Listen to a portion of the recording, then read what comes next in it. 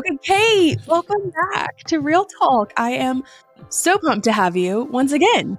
Yes, thank you for having me. Of Glad to be course. here. So last time you came on Real Talk, I think we had just switched our names. We had just rebranded. We were something else before called Behind the Bliss. We became Real Talk. And then you were one of our first guests, which was like such a fun way to come out of the gates. And then now you're back and you have a really fun new, I want to say baby because that's what books are, but you have this beautiful new project, new book. It's right behind me on a shelf. It's called I Just Wish I Had a Bigger Kitchen. And we're so excited to chat with you about it today.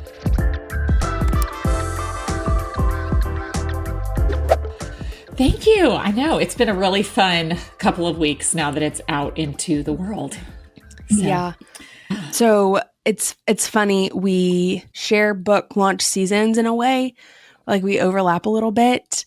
And before we completely dive into your project, I would almost love, like, what are some of the secrets of launching a book that you wish more people knew that might make them a bit more like appreciative is not the word because I don't need anything from anyone, but like, you know what I mean? Like, what are the things people, I just don't think they know when they see a book on a shelf. And I'll say this, I didn't know when I saw a book on a shelf until I did it. And I was like, wow, well, I'll definitely be thinking about that next time. Yeah. I think it's a really fun season because the book writing was so intense for me that I'm really trying to soak up what this season is of the book launch because it's a lot of work, but it's like, but the thing is like out there, which is so fun versus I think the pre-order launch season was more intense of just like, I think you're going to like it. I really think you're going to like it versus like you can read it. You can now read reviews. You might have a friend who's read it. Like this part feels more collective and community driven in a way that's really fun. It's funny on launch day, I told Nate, I wonder what it would be like to launch a book if you didn't do social media because for me there was so much like instant gratification of people like getting the book, people the day the book came out, people started getting it in the mail. Like Amazon times it where your book is arriving on that day. And so on my launch day, people are like holding up their book and taking a photo and tagging me. And I was like, this is so fun that like I get to kind of the instant gratification of like seeing people with the book really quickly.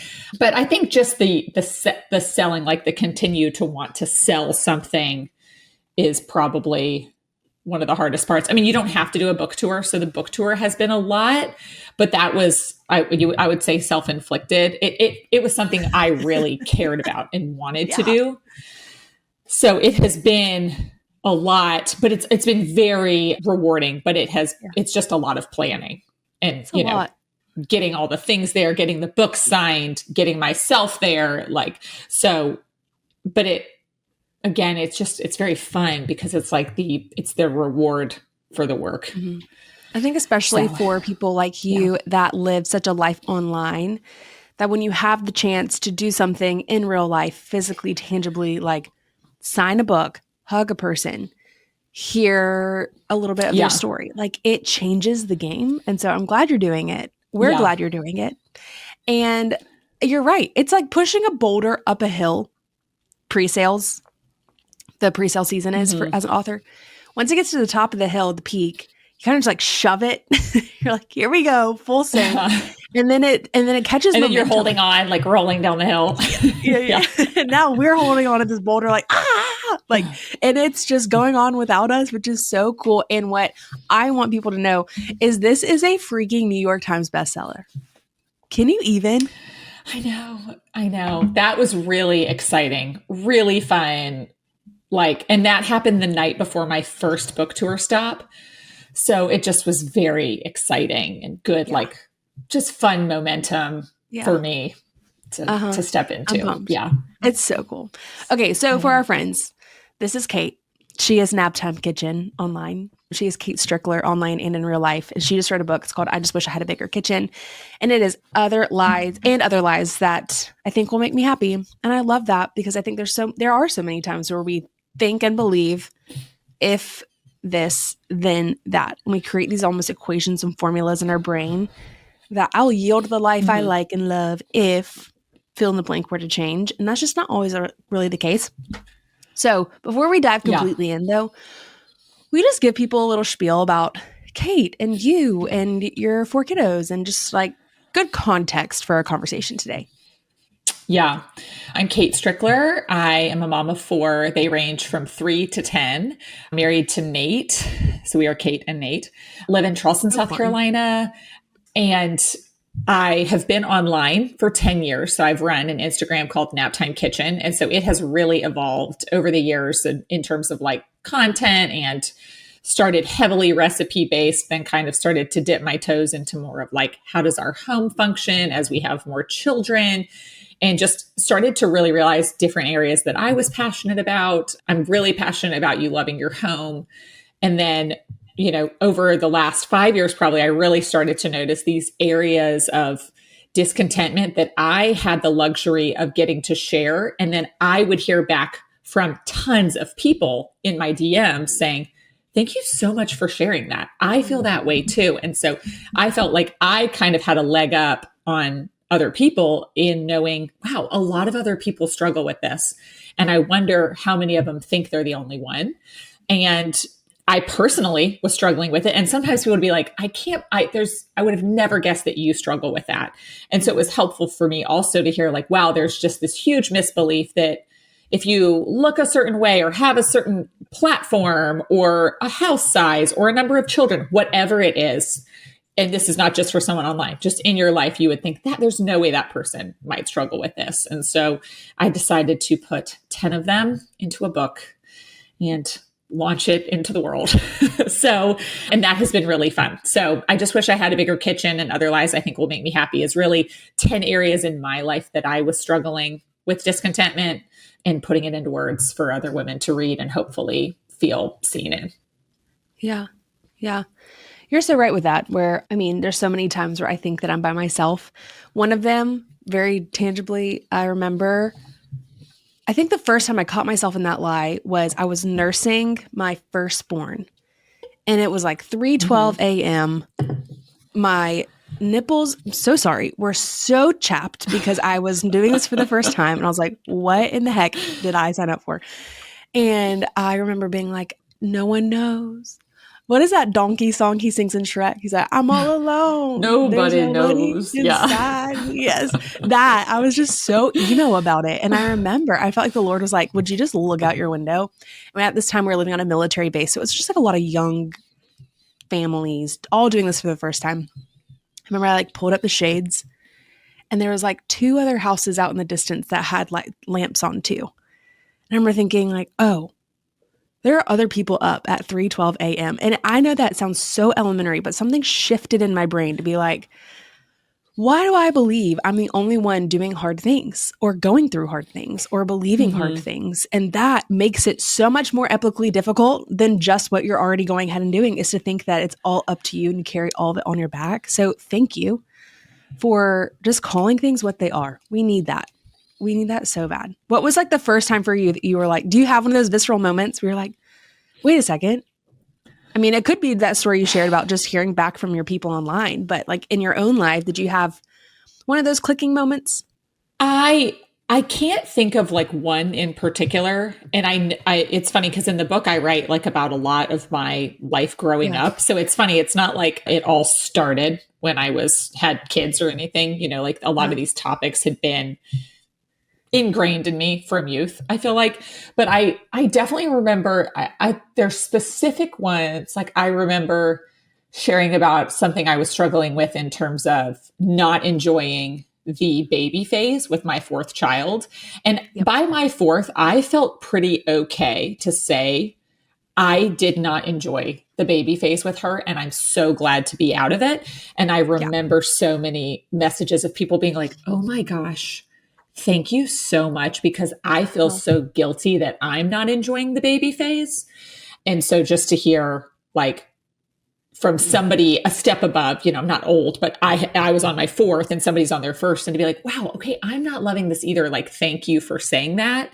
And then I remember I went on Accutane in the last year, which is, like a very intense acne medication.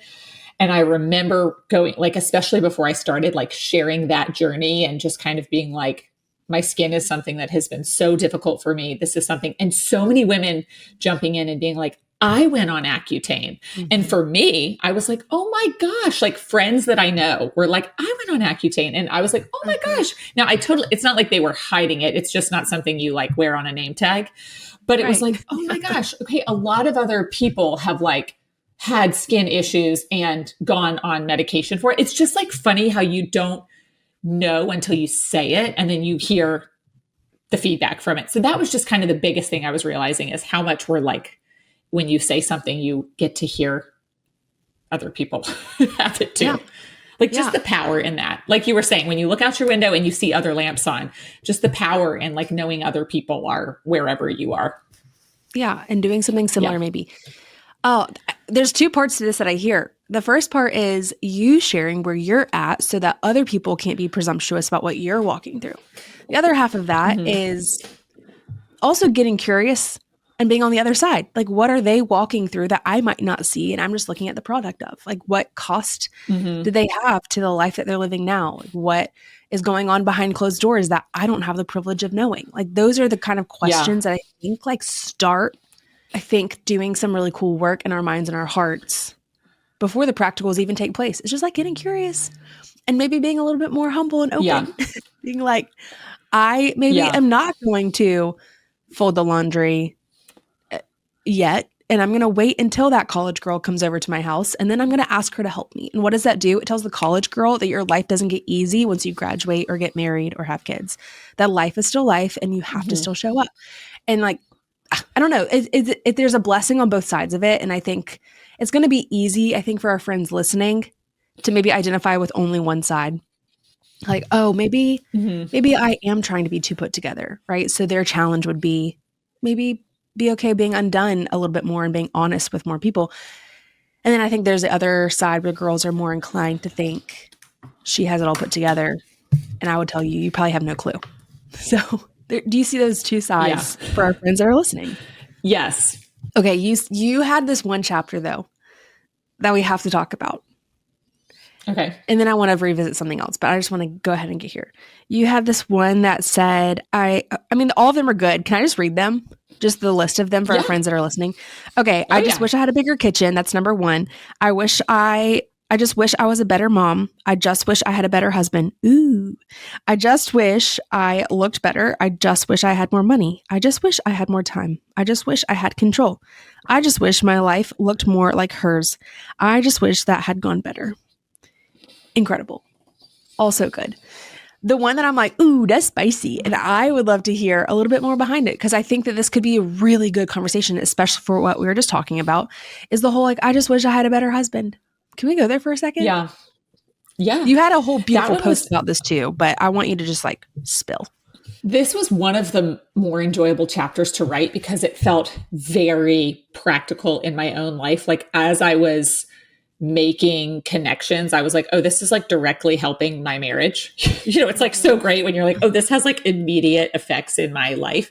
And actually it's funny because I think people think it's going to be like this tell-all, like bash on Nate, but he was actually like pretty instrumental in helping me think through some of the things in this chapter. We love a team player. Flush them out. He jokes. He's like, oh, it's the shortest chapter. She didn't have much to say. But it's funny because a lot of people have asked, like, what made you put that in there? And I was like, how could I not? Like, it's, I just can't think of, marriage is something I think you are constantly looking around and being like, oh, that person, like their husband is more affectionate. Affection is a funny one for us because Nate is he is affectionate, but you would not classify Nate as like an overly touchy individual, just in general. And so like in church, somebody like a few pews up, it's like the husband's got his arm around the wife. He's kind of doing like a little like shoulder love. And I'm like, Nate and I have 12 inches between us. Like the man is like, I love you. I'm not trying to touch you. He's like, I get it. I remember being like, we're all right. Yeah. like I'm imagining this other, I'm like, man, her husband just must really love her. Like he just can't get enough of her. And I'm over here like with 12 inches between my husband. And it's just like these funny little things that you can decide make somebody else's marriage, better or worse than yours. And I do think too, it's a area where people can be more private. But if you have some people that you can really go deep with, like some friends, it's funny. I actually end the marriage chapter and kind of bridge into friendship of like having good friends is one of the most helpful things for my marriage, because it helps me. It destigmatizes that like any man is perfect, that any marriage is perfect. And so good friends, I think, are so good for your marriage. Yes. We have some friends too that, I mean, for a lot of reasons, I'll practically add to this. We have some friends now that we just do enough of life together that when Thomas and I are just being Thomas and Rachel, and when Wynn and Carla, their names, are just being Wynn and Carla, you start getting a peek into who they are as a couple and a family and individuals. Therefore, you start like seeing things, hearing things that you're like, oh, I wonder if they know that they do this. Or you do things that you do that maybe aren't healthy in front of someone else. And then it almost gives you, if it's like a really good, healthy friendship, an opportunity for them to be like, why do y'all do that? Like, that's not cool, Or, hey, did you realize you say this a lot to him? Or, I mean, my friend Carla, she's Latina, so she kind of just goes for it in the moment. She's just like, don't talk to my friend like that. And Thomas is like, oh, like, but friendship, it really does give you a window into like intimacy and health and growth, because you're right. Like you don't know what's normal, air quotes for our friends that aren't watching. What is normal anyways, right? Like we all have these different ideas and ways that we operate in our marriage that are friction or function. And we don't really know because it's our normal. It's what we've kind of subconsciously signed a contract about. And it does take friends being like, hey, y'all need to go on a date. Or like, hey, I see this as for y'all, like this is your superpower. Lean into it, right? I love that. I think too, there's so much, like people are so complicated, and it's an area where I think being able to just own who you and your husband are and how you operate. And it reminds me a lot of parenting and how another parent with their child could be different than mine because their child is different than mine. And like just the whole relationship is different. And I wouldn't want to like compare my child to their child. Like there's just so much like complexity in human relationships. And I think that in marriage, we can very quickly be like, oh my gosh, they're going on a second date this month. We haven't been on a date this month. We should be going on 2 dates a month. And maybe you should. But maybe you should go on 1 date a month. Maybe you should go on 1 date a week. I don't know. But it's just being able to kind of be like, how do we as a couple function well? What do we need? Not how do we stack up to this ideal that we feel like we need to have, or this other couple that we see online, especially online. I would just be like, you never know. You never know what's going on in people's lives. So I don't know, getting alone with your spouse and just getting to like talk to them and asking them like, how are we doing? How do you feel like we're doing? I just think can be really helpful. No, 100%. Something you said on our first interview together, which was, I mean, gosh, probably like 2 years ago, but I stand by it. It was like, are you doing things the way they've always been done because that's just the way that they've always been done? Or are you maybe willing to do something that works for you / y'all / your family unit that maybe wouldn't work for somebody else? And I think that comes into this conversation. Like, would you be willing to maybe redefine what success in your marriage looks like, not dependent on what you've seen in movies or at the people that are sitting a few pews in front of you at church? Like those are the kind of conversations that are needing to be had so that everyone has similar expectations. So good, so practical. I love it. For our friends though, I know they're thinking this. They hear us talking about having good friends that are able to call you out, call you higher, love you anyways. And they go straight, their mind goes to that chapter. It's like, I just wish I had more friends. I would love to hear a few practicals because I feel like this is kind of like the trendy thing that I'm having a lot of conversations with in my own life and online like this too, which is just friendship. So I know that you haven't always been in Charleston, so you could even talk about that, like making friends when you feel like and you've realized, oh, wait, it's not that I want more friends, it's like I actually need quality friends. How would you find them? Yes. Well, I think first off, I would just ask you like about your, it sounds funny, but your geography, like where does Yeah. God have you, like actual geographically? And so for me, I do keep in very close contact with my college friends, and they know like the depths of me. If something were really going on, they would be probably be the first that I would talk to about it. And so and that I think is great. Like, I love that. So I would say if you have 1 to 2 people in your life that you just know that you can go to with something really hard, you're you're doing really well. Like, I Yeah. think that that is a really solid place to begin, even if they don't live near you. So I just think that there does need to be somebody in your life that you can see in person or call to be able to have like these deeper conversations with. So if you don't have anybody like that, I would probably like be like, who could it be? Like, who do you see in your life that you're like, I would really love to invest more in that friendship or pick it back up if it's like, dwindled. My friends, we tend to talk on the app Marco Polo. It's But just like a video chat app. There's also Voxer, or you just do like a big group text message, whatever it would be for you that would work. And sometimes the Marco Polo goes like a week and no one has said a word. And sometimes everyone's talking, but we just know that there's like a place that we can kind of connect. And then the reason I said like your geography is we have really been in this season, our kids have started to make friends. Like, our oldest is 10 and we live in a neighborhood with a lot of kids. And so in this season, we're really like, who is just right in front of us? Like that, because that feels like the best place to give our energy to in terms of friendship. And it's been really fun because the touch points are so much more frequent than friends that I have that live a half hour away. And it's funny because when my kids were younger and friends lived a half hour away, it was no big deal because we both had like 10 hours. We were like, what park do we want to meet at in the middle? someone's got to take a nap whole anyways. dynamic of the day. Yeah. But when your kids get to be school age, it's more like, okay, I only have like 2 to 3 hours in the afternoon. And so proximity, it's like, I don't want to be in 5 o'clock traffic trying to drive across town. You can do that once a month, but you're probably not going to do it as often. And so I'm like, who is in our neighborhood? Who's on your kids' sports teams? Like, who is God just putting you around that just naturally lends itself to friendship? Because that's kind of how your kids make friends when they're younger. It's like, who am I around? Who's either in my class or who's in my neighborhood? That's how they form friendship. And I think it's a really great, it's an easy way to get a lot of touch points. And the touch points, I think, build on each other to help make you really, really good friends. Whereas it's just harder to do if you just get once a month with somebody. Yes, like the building So of I'm like, friendship, who is around you? Yes. And this is another one I'd add too, which is maybe not having like a character in mind for who she's going to be. I think I always have this idea of like what she'll look like, what she'll wear, how she'll act, what music she'll listen to, what shows she'll watch. Does she have kids? Is she married?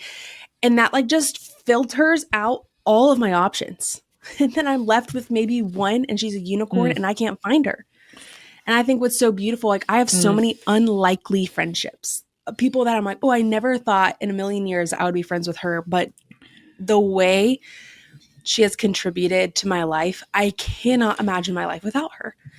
And it's funny too, people will see us and they're like, oh, you're really good friends with so-and-so. I'm like, yeah, I am. They're like, how did that happen? Because they don't see it either, but so kind that God would like put someone in my life. I think so many times we're like overlooking who those people could be. And I think we get in our own way and we miss perfect opportunities for friends too. Yeah. And it's not, I want to say it's not easy. Like I think it can feel a lot like dating. It can feel like kind of awkward at times. But I also think you can take the pressure off that you don't have to be thinking like, is this person going to be my forever best friend? It could just be that like in a season, they really meet you in whether it's like, you just need someone you can go get chips and a margarita with. and that person is filling that for you, and maybe they move, like, a lot of dynamics change to make things in friendship change. Yep. But not putting such a pressure on, like, is this a forever and always ride or die person, and rather just like who is in my life right now, and then just allowing it to ebb and flow and grow or change, and just kind of like being pretty open-handed to what it could look like. Yeah, we grew up as Disney Channel kids, which I feel like, well, I don't know about you, but I just feel like I have this idea of what friendship should be because I had people, I'm 30. So I had people like Hannah and or Miley and Lily and like Selena Gomez and all of her little friends and Wizards of Waverly Place and Raven Simone and like all of her friends in her show. And in my mind, at such a formative age, I was like, oh, I'm going to have these people for the rest of my life, whoever I'm with right now. And there was this grief when we moved on, moved out, figured out what our lives would look like in places like Florida, New York City, and then here I am in Alabama. Like, things shift. And I think we also have to have so much compassion and grace for our own selves. Like, hey, we're allowed to change our mind, change our life, change our friends. So yeah, that's my rant. That's my soapbox, but that's how I feel about it. Like, I think that fluid friendships is okay and so perfectly healthy. So Yeah. Okay. One thing that keeps coming to my mind, especially about this idea of comparison, and I feel like I'm having this conversation a lot with my friends where I'm in a situation, she's in a situation, and we're like, yada, yada, yada is happening with so-and-so. I'm trying not to get super specific. Like, we all have like a problem with the person, and we're like, maybe we'll just unfollow her. Maybe we'll just mute her. Maybe her life's too wonderful. Like, we cannot consume her things anymore. It's too tempting. And I'm like, I don't know. I'm like, sure, mute her, unfollow her. I don't think your problem's going to go away. And I don't think it's a her thing. I think it's a you thing.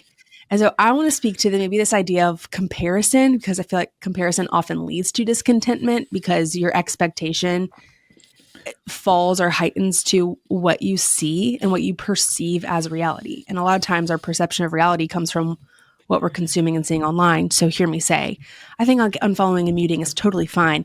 I just don't think we can put the power in that to fix the problem that's inside of us, which is the whole comparison thing. I'd love for you as like a big sister, like contribute to this convo about comparison. Yeah. Well, it's funny because in the book, a lot of my story starts early. And so it's funny.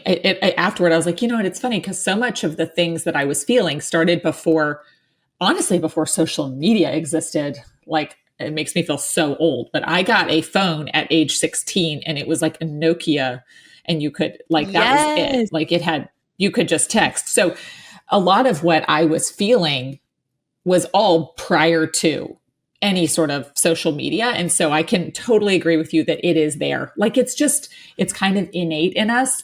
But what I would say is, I think everything, if you can give yourself the grace to just accept when you're in a certain season and know it might not be forever, but if there's like if I was really struggling with consuming alcohol, and I was like, you know what, I need to be in a season where I'm just not going to put myself in a situation where people around me are consuming alcohol. That's just not healthy for me right now. It doesn't mean I'll never be able to, but I know myself well enough to know that's probably not the best move for me right now.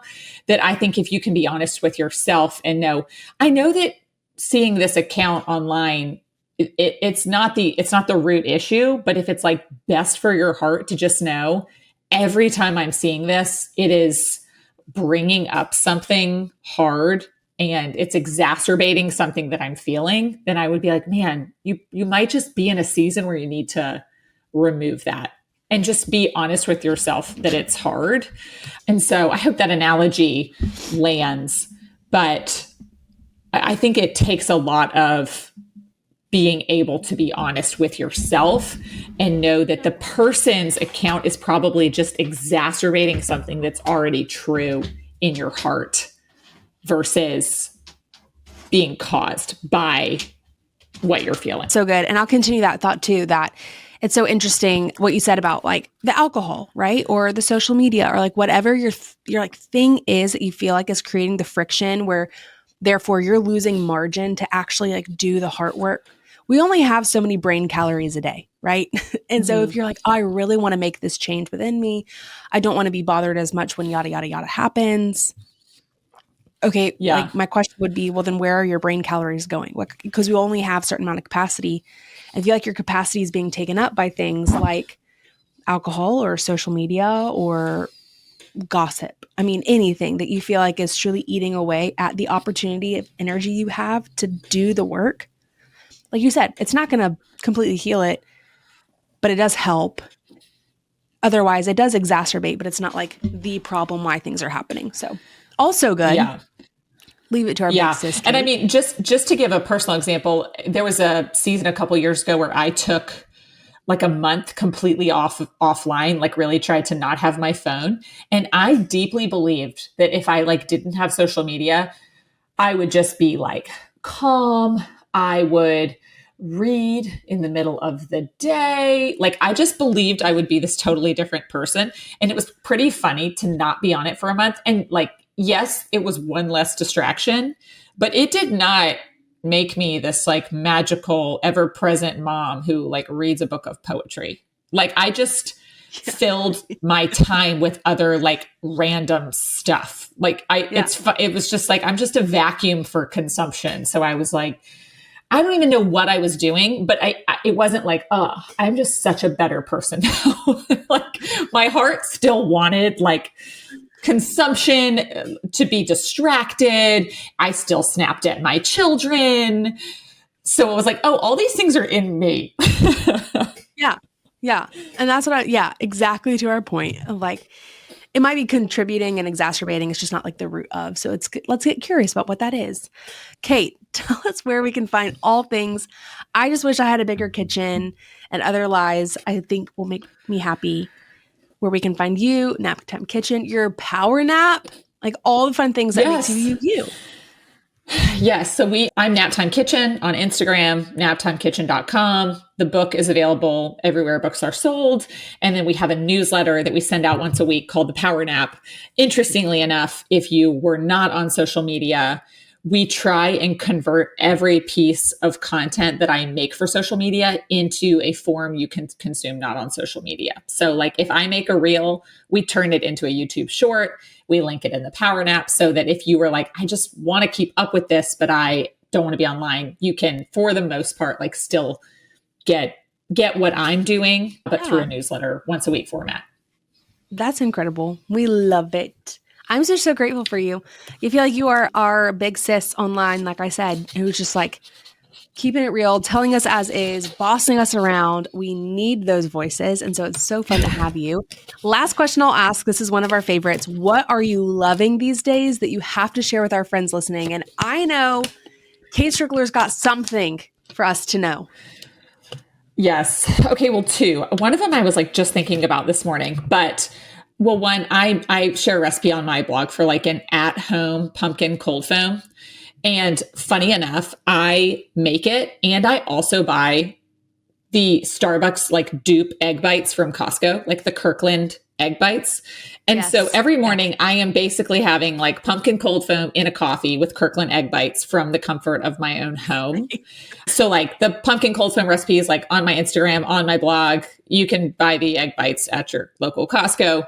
But that combo has just been a delight. And I'm saving like $10 a day. Just I feel so resourceful. And then the other thing, there are certain seasons, this is one of them, where when I feel especially busy, it is so nice for me to watch a show or a movie that I've already seen. And to like, it's almost like a comfort blanket. And so even this morning I was signing book plates, and that's like a pretty mindless thing to do. And I put on Pride and Prejudice, and it just was like, I don't know. So I guess I wanted to say, like, if you're just in a season where life feels like really busy, like if you just can sit in the bath or do something and have on a movie that you love in the background, like even if you're just cleaning up, but it's purposely something if you walk out of the room for 10 minutes and walk back in, you didn't miss anything because you've seen it before. But I think there is something, there's probably research behind this. I don't have any research for you, but I believe there's something like very calming to our nervous systems to be watching something where there is nothing unexpected because we've already seen it. Or it could be music, like whatever it is, but just something that you're like, you're not having to learn anything new. It's just like soothing for you. Mm-hmm. It's familiar. So, yes. And you're like, praise God. I don't know everything, but I do know this song. I do know Pride and Prejudice. Yeah. So there's just something, and it can feel kind of silly. It's like, well, I've already seen this, especially for someone like me who's just constantly like, what's something new I can learn? What's something, what's this? What's that? To be like, no, you're going to just have this movie that you've seen. Like Devil Wears Prada is a go-to for me. Great. That I'll just like put Devil Wears Prada on. And it's just this like little nod of like comfort to me. Anne Hathaway is gonna do okay in the end, and I'm not stressed about it anymore. It's gonna be okay for her. Okay, that used to be my nap movie, but then I had to ditch it because, well, like whenever you're a mom and you want to take a nap and it's like you can't because everything's just way too quiet, and so every little creak, you're like, oh, that's a kid, whatever. Yeah. So I would turn on a movie. Devil Wears Prada would be it, but then like the end when it's her cell phone going off, it's like and she throws it in the fountain, would wake me up every darn time. And so I said, enough with Devil Wears Prada. Now though, it's Little Women, the new show version of it. Okay, it's great. Okay, there's a show version, or maybe it's a movie. Like the new Little. Is it the new movie? Yeah. Yes. It's on Amazon Prime. Yes. It's wonderful. That's it. Or Parent Trap, but that's more of like a childhood thing for me. Anyways, yes. I digress. So I'm grateful for you, for real. I am just honored to be here. Excited for all your book tour stops. So if y'all are listening to this in real time-ish, you should totally go and check out where she's going to be next, because maybe you can be there with her too. And Kate, we're cheering you on all the way, and just so grateful for you being on Real Talk today. Thank you. Thank you for having me, Rachel.